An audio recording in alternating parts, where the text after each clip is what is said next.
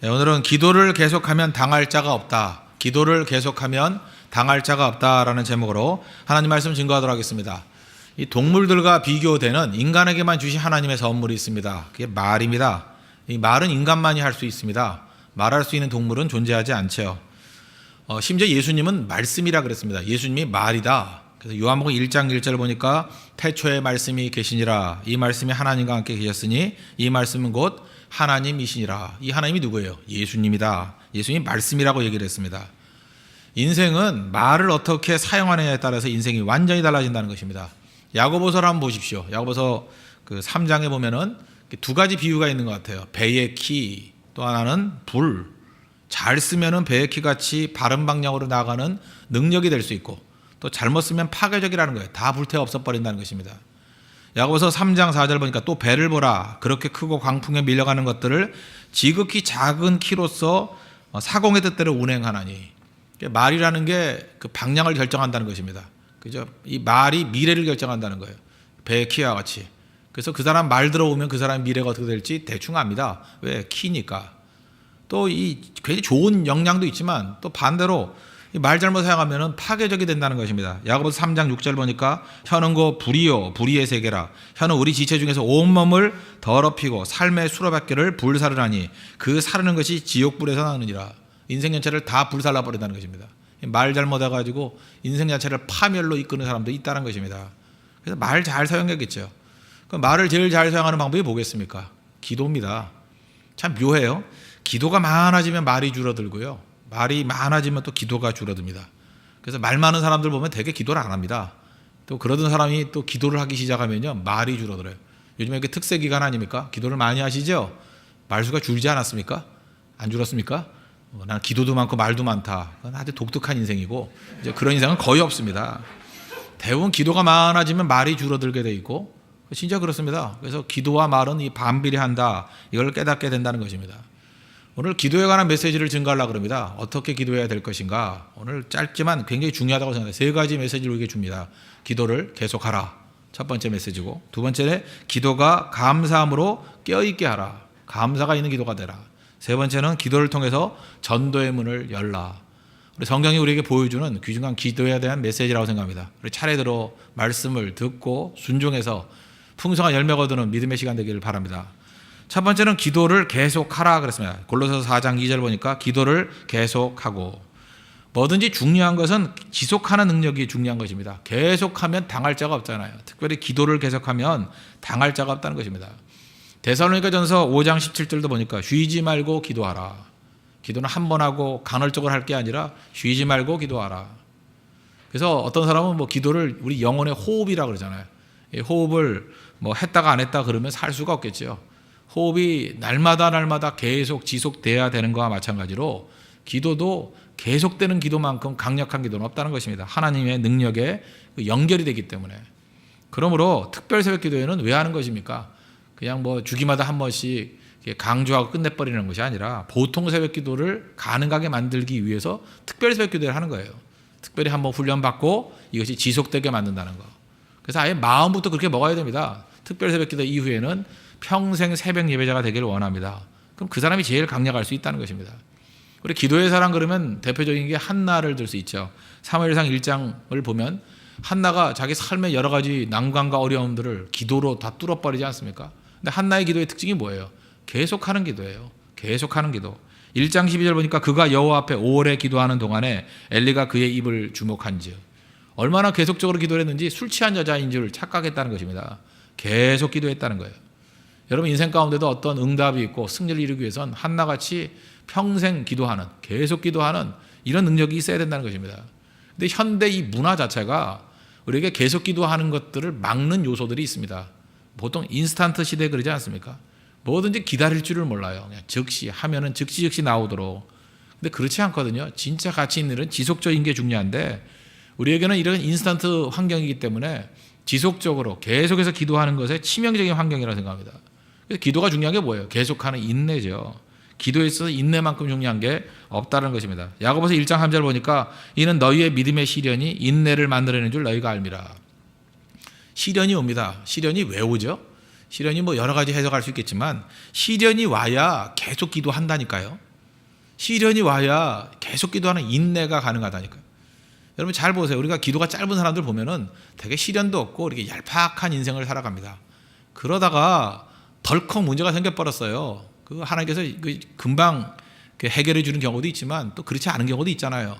그때 인내를 배우는 거라고요. 그걸 놓고 기적적으로 기도하면서 계속 기도하면서 하나님 원하시는 건 뭐냐? 뭐 기도해서 응답 얻는 것도 중요하지만 그 사람을 기도의 사람으로 만드는 게 목적이라는 것입니다. 계속해서 기도의 사람이 되게 만드는 거. 그래서 본인만 몰라요. 주변 사람들이 보면 알거든요. 저 사람이 점점 기도의 사람으로 변화되고 있구나. 그래서 문제를 해결하는 걸로 끝나는 게 아니라 그 사람을 통해서 열매를 거두는 인생으로 변화가 된다는 것입니다. 하나님의 능력의 통로가 된다는 거예요. 쓰임받는 종이 된다는 것입니다. 그래서 결국은 자기는 문제 때문에 기도했다고 생각할지 모르지만 시간 지나고 보면은 하나님은 그를 기도의 사람으로 변화시키는 그런 과정으로 사용해 주셨다는 것입니다. 우리가 지속적으로 계속 기도하면 어떤 일이 벌어지느냐? 이 기도가 깊어집니다. 우리 기도도 뭐 이런 기도가 있죠. 머리의 기도가 있죠. 이 머릿속에서 하는 기도, 또 입술의 기도, 입에서만 이렇게 계속 하는 기도. 근데 기도가 깊어지면 좀 오래 하다 보면, 지속적으로 하다 보면 뭐 보통 한 10분, 한 20분 하다 보면 이 기도가 이렇게 내려오는 게 느껴집니다. 가슴으로 내려와요. 그 나중에 이 가슴의 기도, 또 다른 말로 하면 영의 기도가 가능해진다는 것입니다. 한나가 그랬잖아요. 사무엘상 1장 15절 보니까 그 하반절에 여호와 앞에 내 심정을 통한 것뿐이오니, 여호와 앞에 내 심정을 통했대요. 심정을 통했다는 게 뭐예요? 가슴의 기도죠. 가슴의 기도. 그죠? 이 가슴의 심정이 하나님과 내 가슴이 통하는 기도, 이런 기도는 깊은 기도 아니겠습니까? 이런 기도가 왜 가능해요? 오래 기도할 때 가능하다는 거예요. 그러므로 하나님 앞에서 우리도 이런 지속 가능한 계속된 기도를 통해서 하나님의 능력과 은혜의 역사가 있기를 바랍니다. 그래서 우리 기도할 때 잊지 마십시오. 항상 계속, 그죠? 계속 기도하라. 뭐 우리가 이 계속하는 거 이거 하나만 배운다 그래도 우리 삶이 더 풍성해지는 능력의 삶이 될 수 있다고 확신합니다. 두 번째로 기도에 감사함으로 깨어 있으라 그랬습니다. 기도에 감사함으로 깨어 있으라. 4장 2절 하반절. 기도에 감사함으로 깨어 있으라.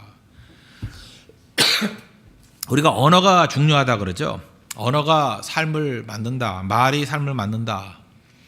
그 철학자 뭐 대학교 때 잠시 다 읽어봤겠죠. 한 번씩은. 하이데거가 이런 얘기를 했어요. 언어는 존재의 집이다. 언어는 존재의 집이다.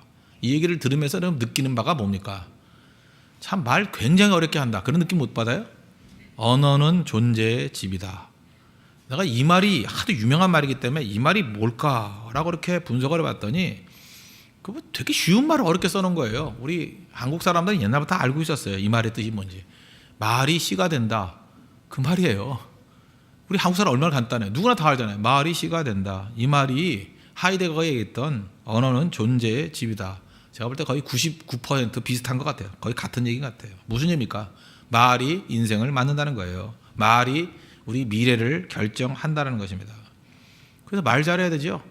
말이 우리 미래니까. 그래서 어떤 사람이 미래가 어떻게 될지를 지금 말하는 거 보면 안다니까요. 긍정적인 말을 하는 거 보면 긍정적이 될 것이고, 부정적인 말을 하면 부정적이 될 것이고, 나는 뭐 안 돼 그러면 안 될 거예요. 그죠?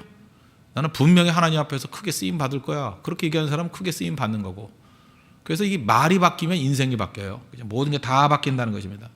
근데 말로써 쓸 수 있는 최고 강력한 힘이 뭐라고요? 기도입니다. 그래서 기도가 바뀌면 인생이 바뀐다니까요. 이거 뭐 확실하죠. 하나님의 기름 부음이 있기 때문에. 그래서 기도는 나의 미래라는 것입니다. 누누이 말씀드리죠. 미래는 예측하는 게 아니라 미래는 만드는 거라고, 결정하는 거라고. 뭐로 결정해요? 말로 결정하고 또 뭐로 결정해요? 기도로 결정해요. 여러분의 미래는 기도로 결정한다니까요. 내 미래는 그냥 다가오는 게 아니에요. 내가 기도로 결정한다는 것입니다. 그래서 말 들어보면, 기도를 들어보면 그 사람의 미래를 알고, 기도를 들어보면 심지어 미래가 보입니다. 보인다는 거예요.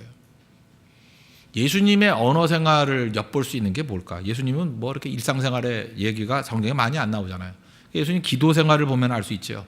예수님의 기도 자체가 다 뭐였냐면 감사예요. 감사가 흘러넘쳤다는 것입니다. 예수님 기도 가운데 뭘 주시옵소서, 우린 그런 게 제일 많죠. 그래서 우리는 뭐 기도할 때도 뭐 들어보면은 이게 끝에만 들리잖아요. 뭐 여기저기 성도들 보면 뭐라고 하다 주시옵소서, 주시옵소서. 그래서 무슨 거짓대들 모였나 그런 생각이 들기도 하고, 그죠? 전부 다 뭐 주시옵소서, 하여튼 앞에는 뭐 잘 모르겠어요. 뭐라 그러는지. 하여튼 처음부터 여기서 주시옵소서 저기서 주시옵소서 그러는데 예수님께서는 항상 감사를 드립니다. 그런 거 있다. 감사를 드립니다. 예수님 기도 좀 닮아가야죠. 마태복음 11장 25절 같은 데 보면은 그때에 예수께서 대답하여 이르시되 천지의 주제이신 아버지여 이것을 지혜롭고 슬기 있는 자들에게는 숨기시고 어린 아이들에게 나타내심을 감사하나이다. 이 감사예요. 그 앞부분에 무슨 얘기가 나오냐면은 그 예수님 고향이죠. 벳세다. 고향이 아니라 예수님 제자들 고향. 벳세다, 뭐 고라신 이런 데서 많은 이적도 행하고 말씀을 증거했는데 안 믿었는가 봐요. 그래서 니네들한테 했던 것을 뭐 저기 시돈이나 이런 데 가서 했으면 다 뒤집어졌을 거다. 오히려 소돔과 고모라가 더 회개 잘했을 거다.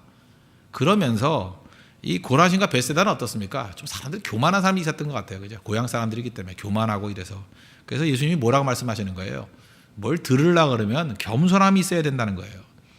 지금도 보십시오. 무슨 지성인이라고 이러는 사람들이 잘 듣는 것 같죠. 배우는 것 같죠.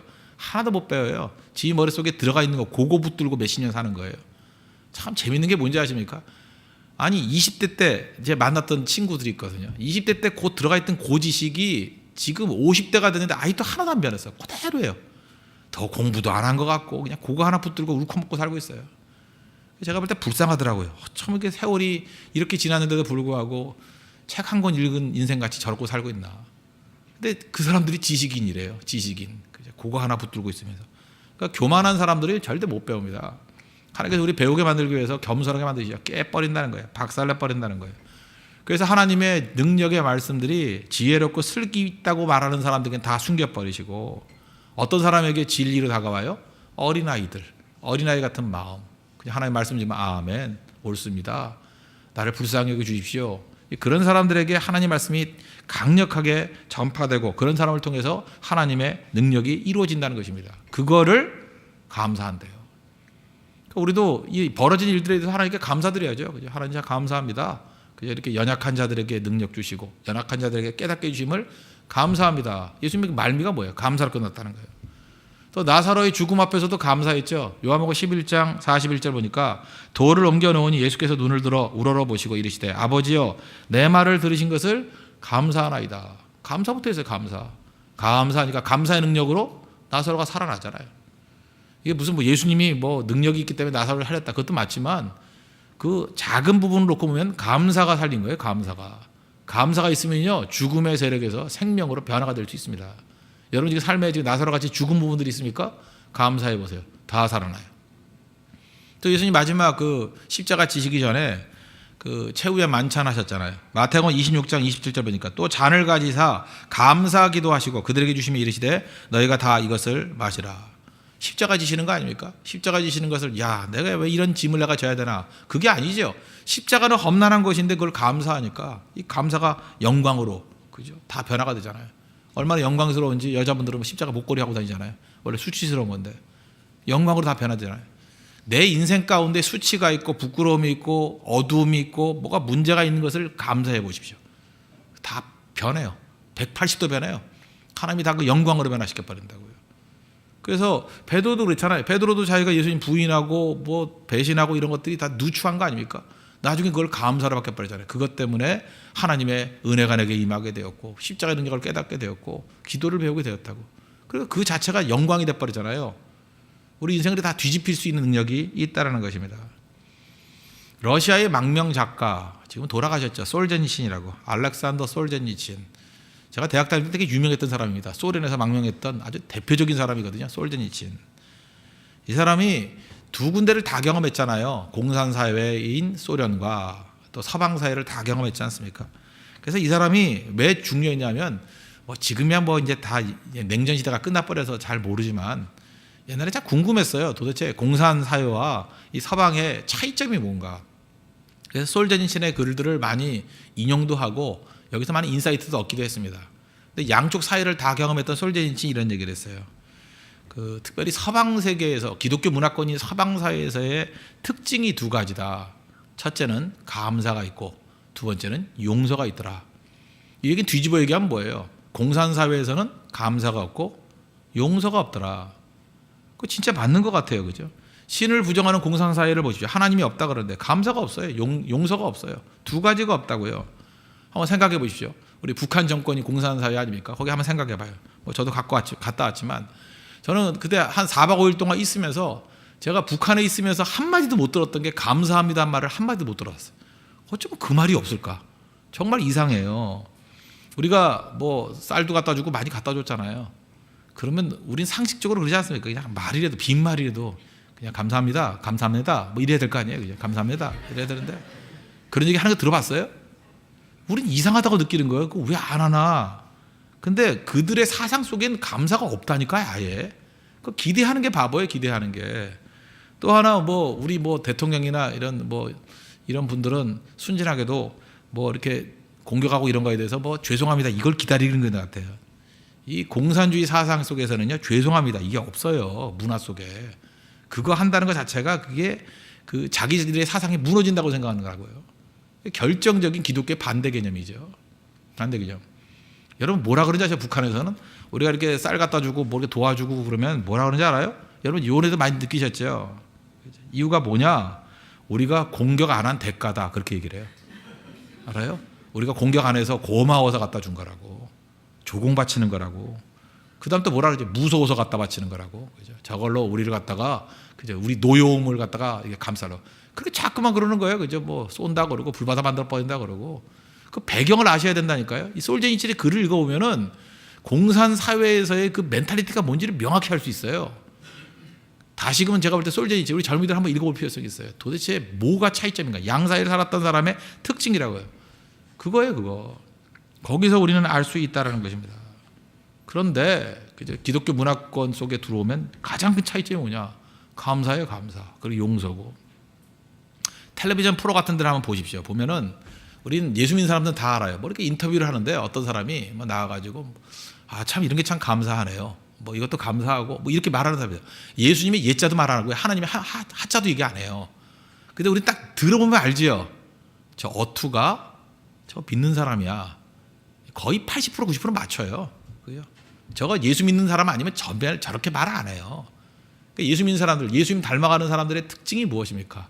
감사가 있다니까. 감사가 깊이 믿음 속에 들어가면요 다 예수님 닮아간다고요. 감사가 터져나오고 용서가 나와요. 용서 잊지 마십시오. 그래서 기도에 감사함으로 깨어 있어야 돼요. 언제나 감사가 기도에 가장 많은 부분에 들어가야 된다는 것입니다. 감사하면 어떤 일이 벌어지냐? 아까도 얘기했잖아요. 다 뒤집힌다고요. 저주의 십자가가 영광의 십자가가 되었습니다. 그죠? 저주의 십자가가. 또 죽음이 생명으로 변화돼서 나 서로 살리는 거 봐요. 그리고 수치가 변화돼서 영광이 돼버리고 부끄러움이 변화돼서 축복이 된다는 것입니다. 다 역전의 능력이 나타난다는 거예요. 여러분 지금 삶에서 지금 불행한 부분들이 있습니까? 그거 감사해 보십시오. 그 부분에서 감사가 나오도록 기도해 보라고요. 다 바뀔 거예요. 하나님 감사합니다. 나로 하여금 뭐 가난한 것도 감사할 수 있죠. 가난해서 내가 겸손하게 배울 수 있게 만들고 더 기도하게 만들고 하나님 의지하게 만들어서 감사합니다.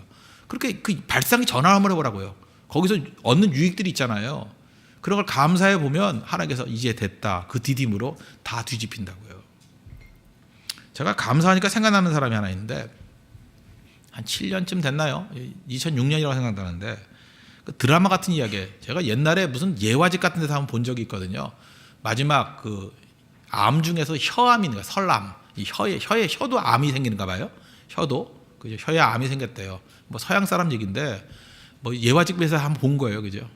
그 혀 수술을 해가지고 혀를 잘라내야 된대요. 그때 마지막 할 말이 뭐냐 그랬더니 하나님 감사합니다 하는 감사 찬양 드리고 혀 수술을 했다. 뭐 그런 예화집에 본 적이 있어요. 그래서 나는 서양 얘기인 줄 알았어요. 근데 실제로 우리나라에도 벌어진 일이에요.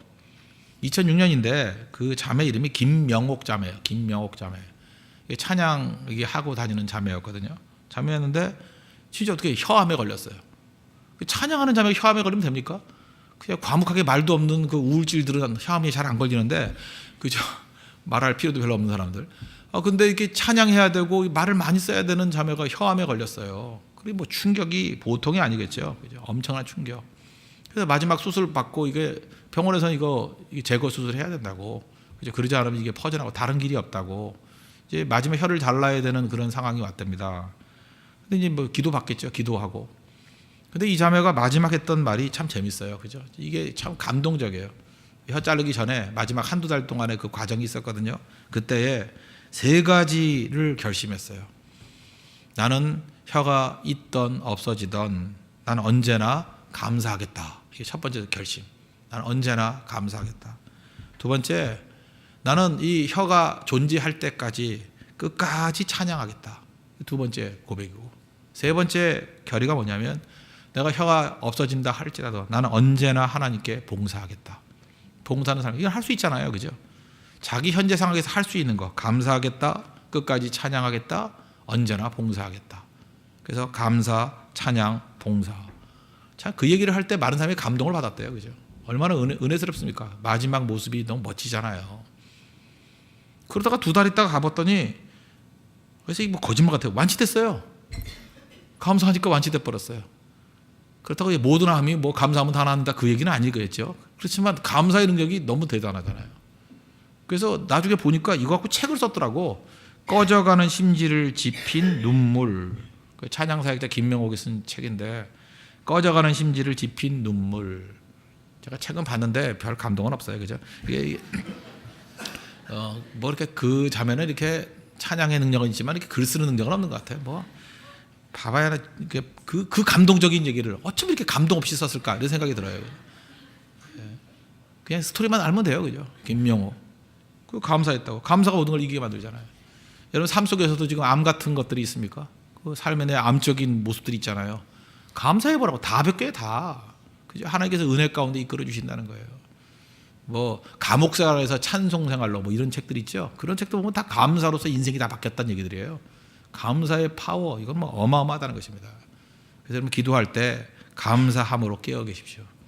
우리 가운데 이 감사가 넘쳐나게 될 때, 그때 우리 승리와 은혜와 권능이 넘쳐나는 우리 하나님의 거룩한 백성이 될 수 있을 것입니다. 세 번째, 어떤 기도를 해야 되느냐? 세 번째, 기도로 전도의 문을 열라는 것입니다. 3절 보시죠. 4장 3절.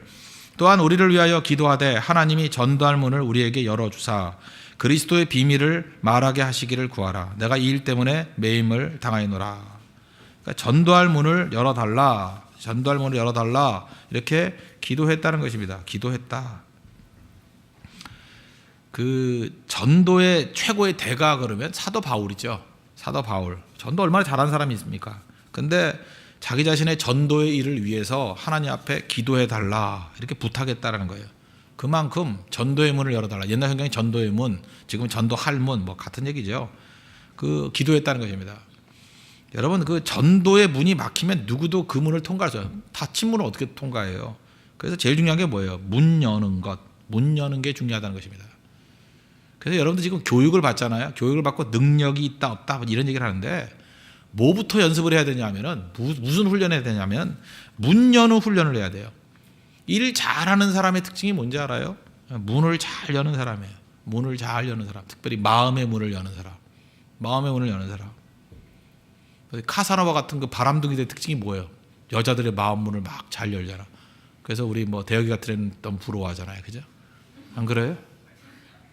나쁜 놈들은 문을 잘 열어. 착한 애들은 못 열고. 그렇잖아요. 이게 문 여는 거. 그렇죠. 여자분들도 마찬가지 아닙니까? 괴롭죠, 지금. 계속 외로워하는데. 여러 사람 문 닫히는 소리를 내가 들었거든요. 예. 근데, 우리 인생에서도 참 중요한 게 그거 하잖아요.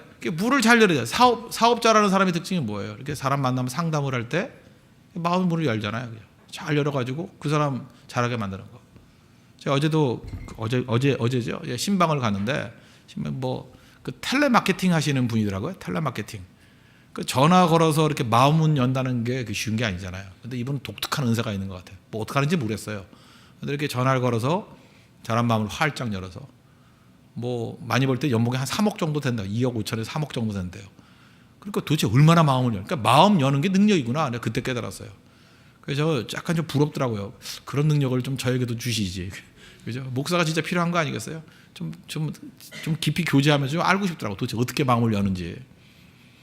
바울은요, 자기가 어떤 스킬 갖고 연다 그러지 않고 기도로 열게 해달라고 중보기도를 요청하잖아요. 전도의 문이 열리도록 기도해달라고. 마음을 주관하시는 분이 하나님 아니십니까? 하나님만이 마음 문을 확실히 열 수 있잖아요. 마음을 여는 방법이 뭐예요? 진실과 신뢰감이죠. 사실 진실보다 더 강력한 마음 여는 능력이 있겠어요. 마음 여는 거, 뭐 이런 걸로 열 수 있어요. 현혹해가지고, 속여가지고 열 수 있어요. 또 하나는 뭐예요? 강압에 의해서, 뭐 그냥 열래 맞고 열래 뭐 이러면 열 수 있잖아요. 그죠? 문 열 때도.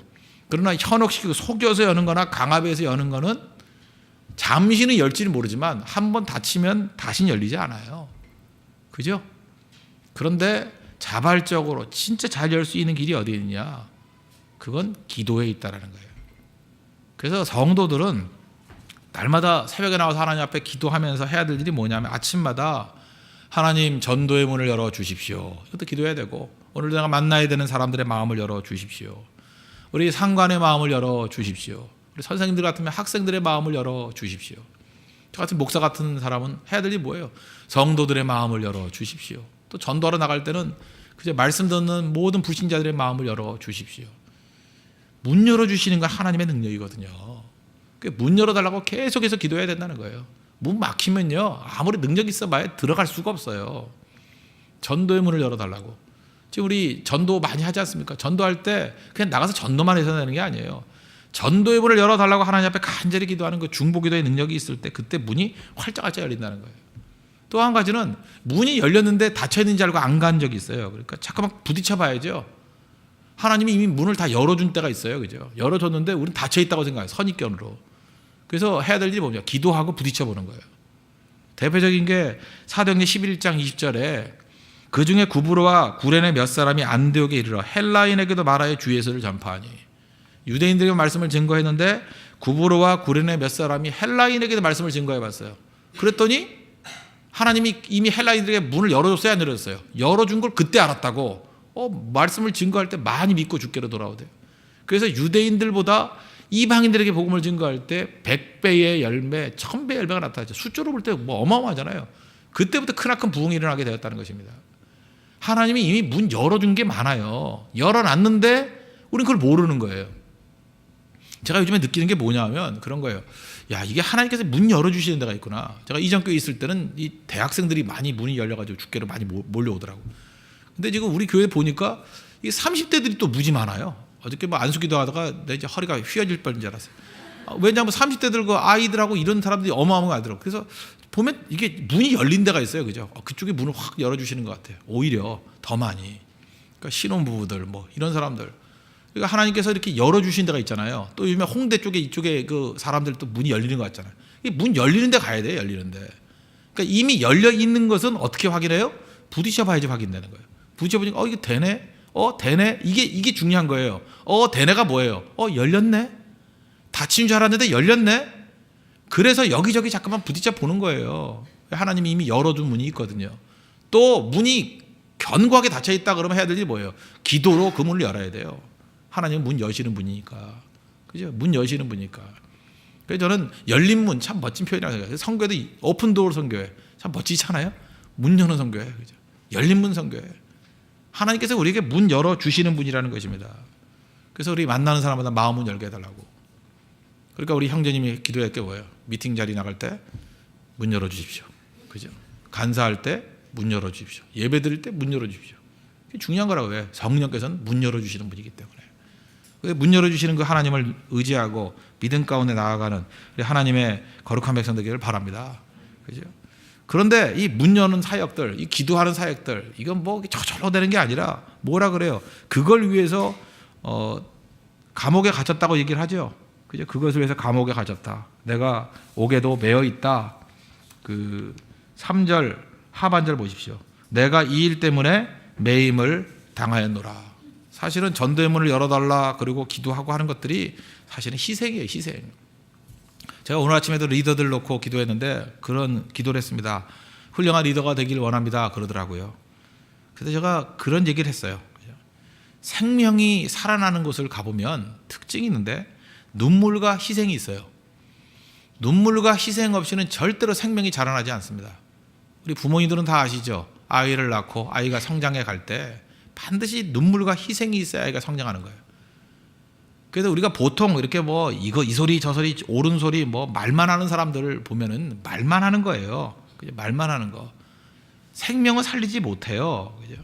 그래서 말만 하는 사람의 특징이 뭐냐? 말만 많고 일단 사역지가 없어요. 사역을 안 해. 사역지가 없고 말만 있는 거 믿지 마세요. 그 사람 살려본 경험이 없거나 사람 살리는 안 하는 사람의 말은 믿지 말라고.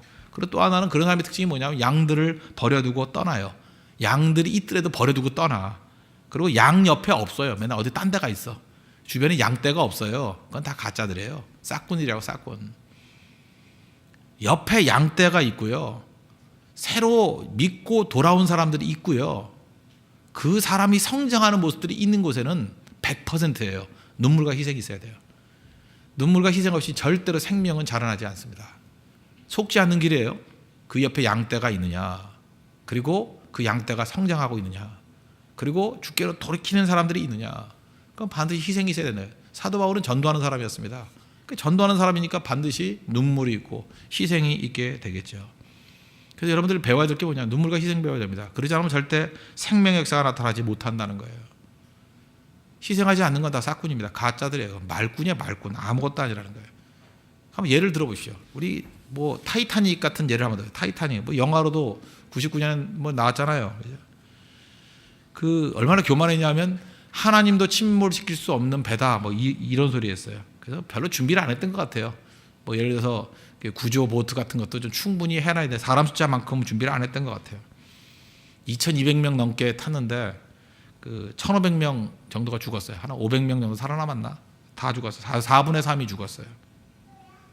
근데 이때 그 타이타닉의 스토리가 뭐 워낙 많은데 그 스토리 가운데 제일 부끄러웠던 사람이 뭐 누구냐 하면 선주, 그 배의 주인이 지금도 이름도 있어요. 이름도 조셉 브루스 이스메이. 조셉 브루스 이스메이. 이 사람 제일 먼저 도망쳤어요. 그래서 혼자 살았는데 욕을 하도 먹어가지고 그죠? 사회생활이 안 될 정도로 나쁜 놈 그랬죠. 나쁜 놈. 악명 높았어요. 악명. 그죠? 선주 제일 먼저 도망쳐 버렸다고. 이게 문제가 있죠.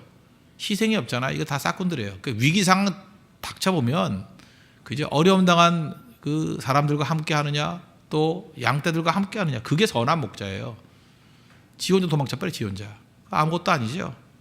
반면에 존경받는 사람 중에 하나가 타이타닉 영화에도 나오대. 그죠? 그 에드워드 존 스미스, 그 선장이 제일 그 인상적인 것 같아요. 마지막 구명보트 하나 남았을 때 그 옆에 있는 선원들이 선장님 타십시오 그랬다고요. 마지막 이제 할 일 다 하셨습니다. 이제 침몰 직전입니다.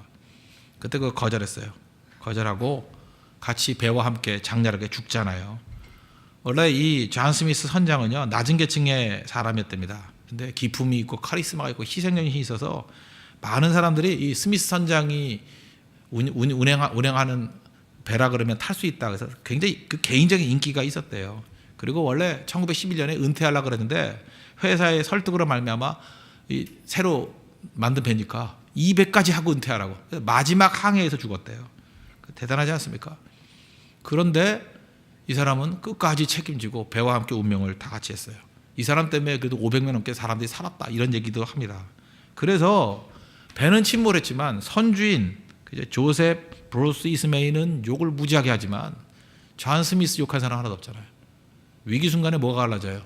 싹꾼과 선한 목자가 갈라지잖아요. 여러분 인생 가운데 여러분 어떤 이런 위기 왔을 때 여러분 어떤 길을 선택하겠습니까? 어떤 길을? 복음 증거할 때 여러분 교회 안에서 두 종류의 사람이 있어요. 희생이 있는 사람과 없는 사람. 딱 보면 알아요 그거. 그러니까 지금부터 우리가 뭘 배워요? 십자가를 지는 훈련해야 돼요. 십자가 지는 훈련. 그거 훈련하지만 아무것도 안 되죠.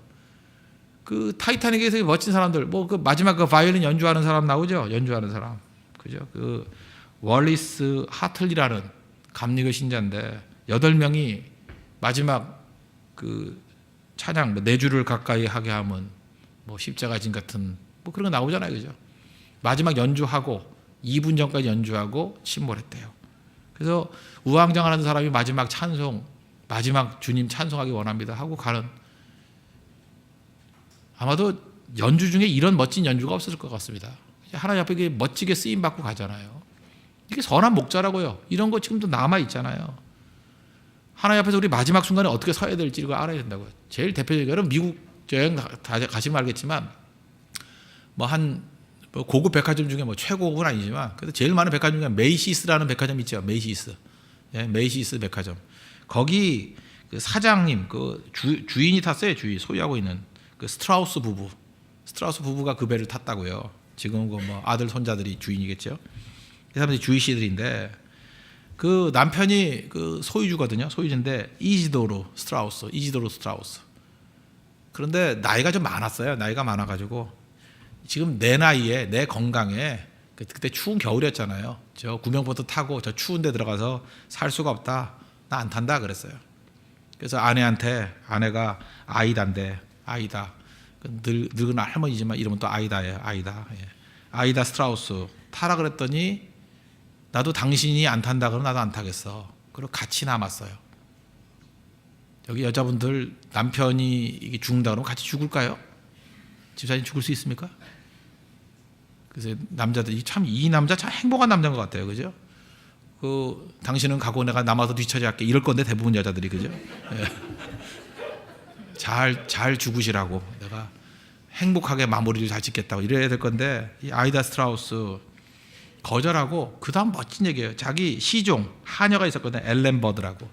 이 하녀에게 자기 그 모피 밍크 코트 벗어서 입혀줬어요.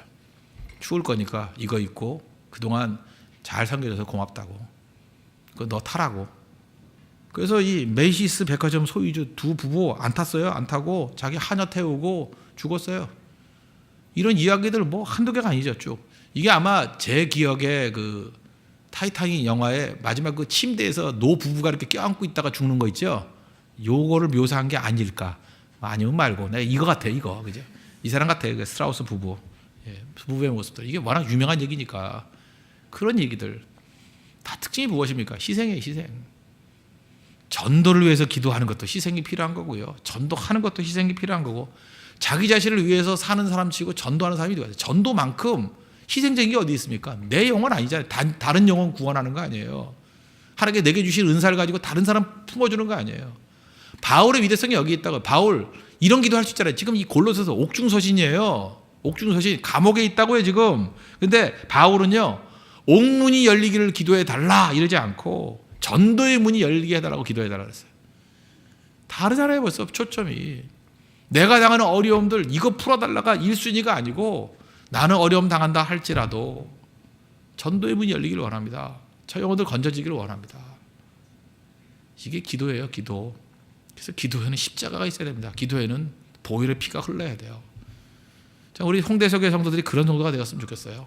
그죠? 뭐 이거저거 뭐 승리했다, 승승장구했다, 부자 됐다 이런 것도 뭐 하나님의 은혜 가운데 중요한 거겠지만 그죠? 그 안에 항상 그리스도의 피가 흘러야 돼. 희생의 피가 흘러야 돼. 십자가가 흘러야 된다고요. 십자가만큼 아름다움이 어디 있습니까? 아름답잖아요. 다시 얘기합니다. 조셉 브루스 이스메이 선주 보트 타고 제일 먼저 도망쳤어요. 아름다워요? 아름다워요? 아마 이 사람만큼 욕 많이 먹은 사람도 없을 거예요. 그죠? 욕 무지 먹었어요. 근데 희생하고 죽었던 존 스미스라든지 아니면 뭐 노브 스트라우스 부부라든지 하틀리라든지 연주했던 하틀리라든지 월레스 하틀리라든지 다 지금도 기억에 남잖아요. 사람들이 다 그 안에 뭐가 있어요? 희생이 있다고요. 섬김이 있다고요. 여러분 인생 한 번밖에 없는 인생 아름답게 사셔야 되지 않겠습니까?